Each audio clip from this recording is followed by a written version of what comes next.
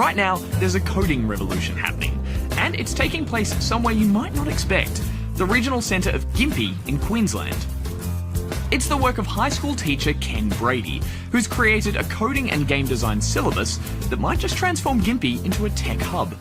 So Ken, how did you go from teaching maths to teaching coding here at Gympie High? I was very lucky. I had a very supportive principal, Murray Wegner, who, when I pitched the idea to him of being able to introduce a program that would engage students, he was very supportive and helped me get some funding to start that off. I was able to tap into some voc ed curriculum and develop that around game design and game development. And that's grown over time. It's turned into a Certificate 4 course now. And then more recently, I've managed to get some federal funding to be able to grow that even bigger and branch out into the 3D modelling side of things, the programming side of things, game development, game design. Thank you. All right, Ken, so this is your domain. Yep. Talk me through it. Well, this was originally a science classroom, which we've custom built. Okay. Especially set up this way. I've made sure that all the kids have got dual monitors for their work. Sometimes when I have other teachers come in here, they think it's a big boys' bedroom rather than actually a classroom. But it sets a perfect environment for the kids to be able to learn gaming in here like this. It'd be very static and sterile if I didn't have the posters up here. Definitely. Yeah.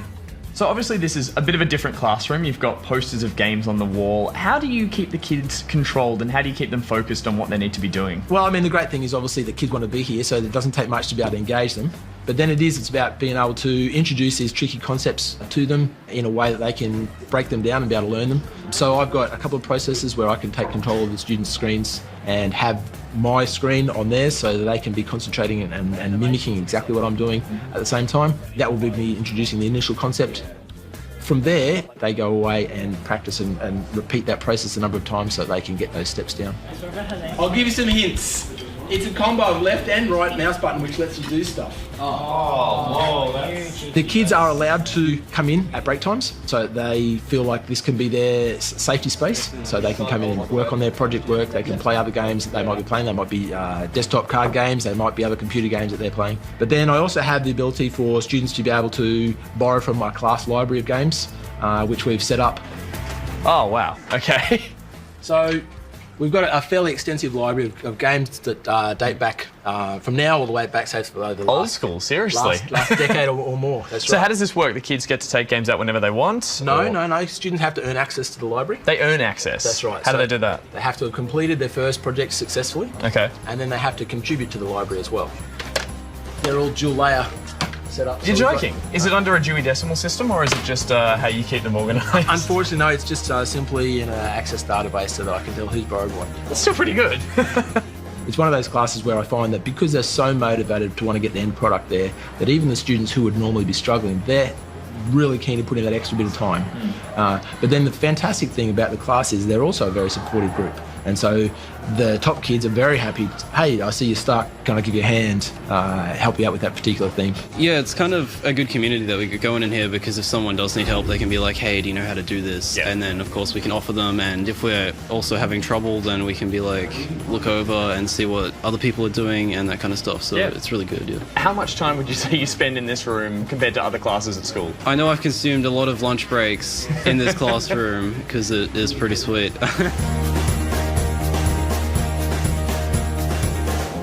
Coding's been part of what we've done as a school for nearly a decade, and really that's the driving force behind Ken and his team in our ICT department.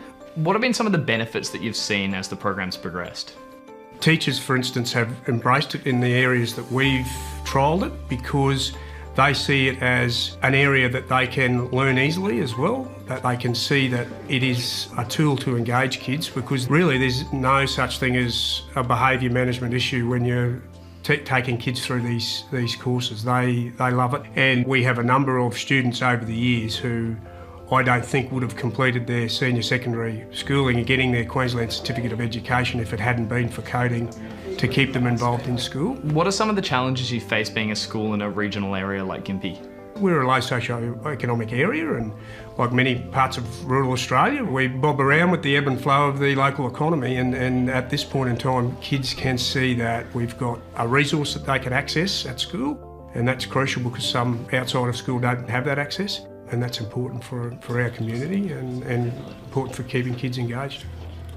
Was this class one of the reasons you've actually started to come to this school? It was absolutely the reason I came to this school. This and some of the other computer and sort of engineering-based stuff. And so what have you got out of the course so far since you've been here?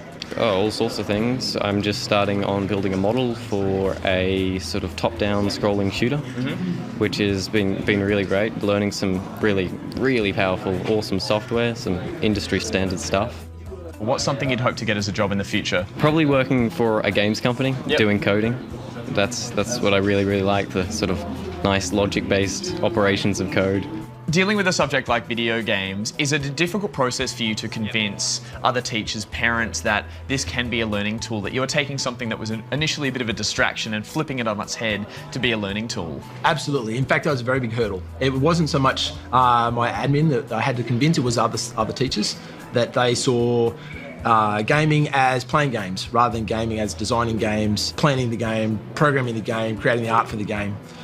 It wasn't actually until I actually had a science head of department who took the class. He sat in on the class and was a student. Having him work all the way through the class with me and him getting the same qualification that the students got, I had another fellow advocate out there as a head of department who was able to help me convince the other staff that no, it wasn't a game, it was a serious process.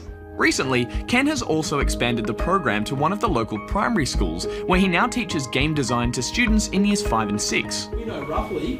Have you found yourself picking up any coding skills yourself? Game maker, programming, coding. That's absolutely foreign to me, and it's keeping your head above water curriculum as a teacher, but there's no other option because it's new. It's new to classrooms, it's new to curriculum, it's new to the education department. And why do you think it is an important thing to foster in children? Because I know that this is the future.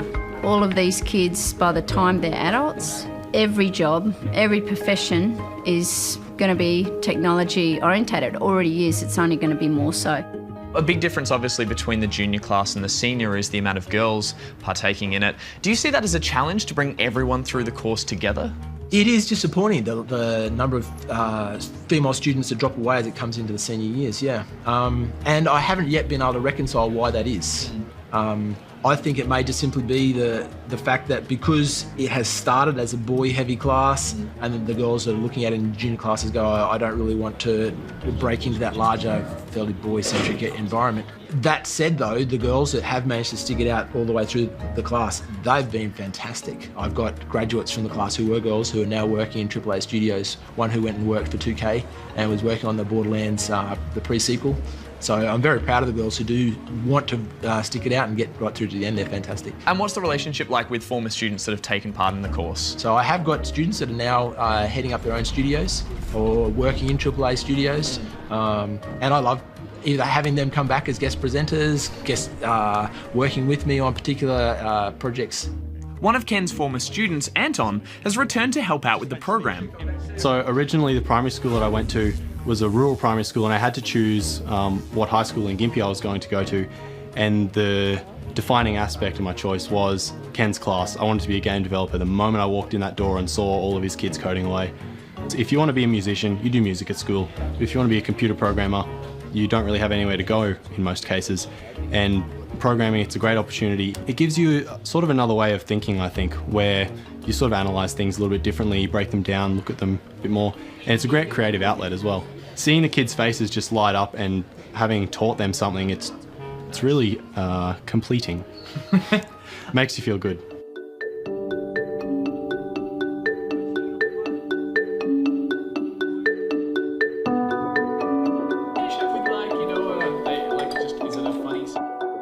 For Ken Brady, this project is also a personal endeavour.